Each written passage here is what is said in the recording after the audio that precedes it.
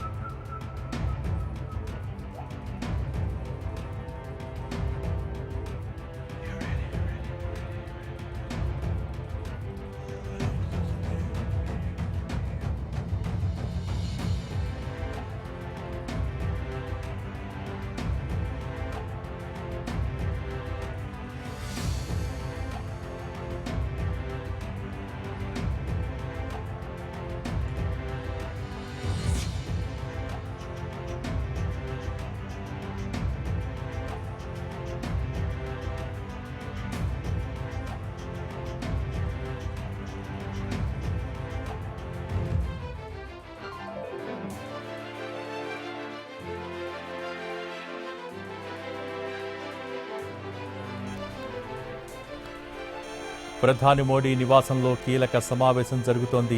రక్షణ శాఖ మంత్రి రాజ్నాథ్, సిడిఎస్ అనిల్ చౌహాన్, జాతీయ భద్రతా సలహాదారు అజిత్ దోవల్ హాజరయ్యారు. విదేశాంగ శాఖ మంత్రి, అలాగే త్రివిధ దళాధిపతులు ఈ మీటింగ్లో పాల్గొన్నారు. పహల్గాం ఉగ్రదాడి తర్వాత ఢిల్లీలో జరుగుతున్న వరుస సమావేశాలు ఉత్కంఠను రేపుతున్నాయి.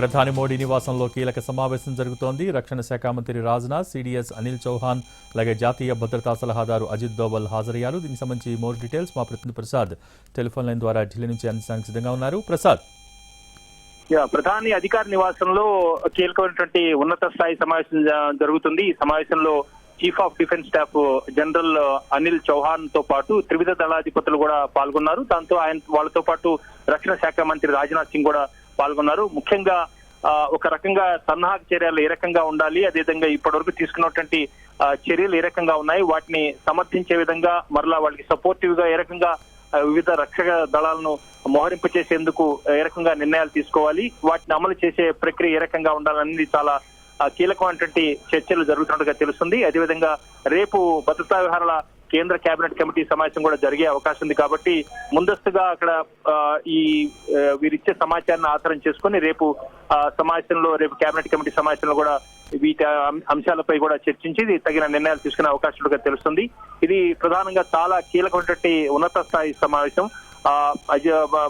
జాతీయ భద్రతా సలహాదారు అజిత్ దోవల్ కూడా ఈ సమావేశంలో పాల్గొన్నారు. ఇప్పటికే ఎన్ఐఏ కూడా చేసినటువంటి విచారణలో అనేకటువంటి అంశాలు కూడా వెల్లడయ్యాయి.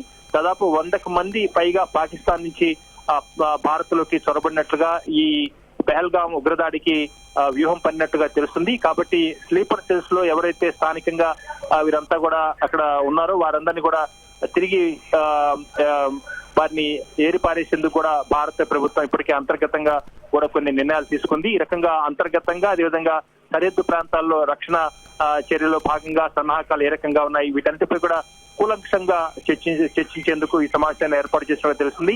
ఇదంతా కూడా పూర్తి స్థాయిలో ఏ రకంగా పాక్ చేసే కవ్వింపు చర్యలకు ఏ రకంగా సమాధానం చెప్పాలి అన్న అంశంపైనే ఒక వ్యూహాత్మక నిర్ణయం తీసుకునేందుకు గాను సన్నాహక చర్యలు తీసుకునేందుకు ఈ సమావేశం ఏర్పాటు చేసినట్టు తెలుస్తుంది.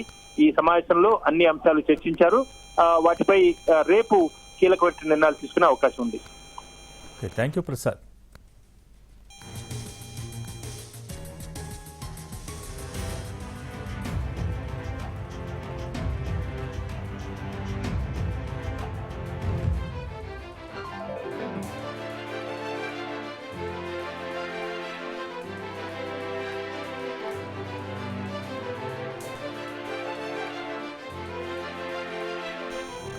ప్రధాని మోడీ నివాసంలో కీలక సమావేశం జరుగుతోంది. రక్షణ శాఖ మంత్రి రాజ్నాథ్, అలాగే సిడిఎస్ అనిల్ చౌహాన్, జాతీయ భద్రతా సలహాదారు అజిత్ దోవల్ హాజరయ్యారు. విదేశాంగ శాఖ మంత్రి, త్రివిధ దళాధిపతులు కూడా ఈ మీటింగ్లో పాల్గొన్నారు. పహల్గాం ఉగ్రదాడి తర్వాత ఢిల్లీలో జరుగుతున్న వరుస సమావేశాలు ఉత్కంఠను రేపుతున్నాయి.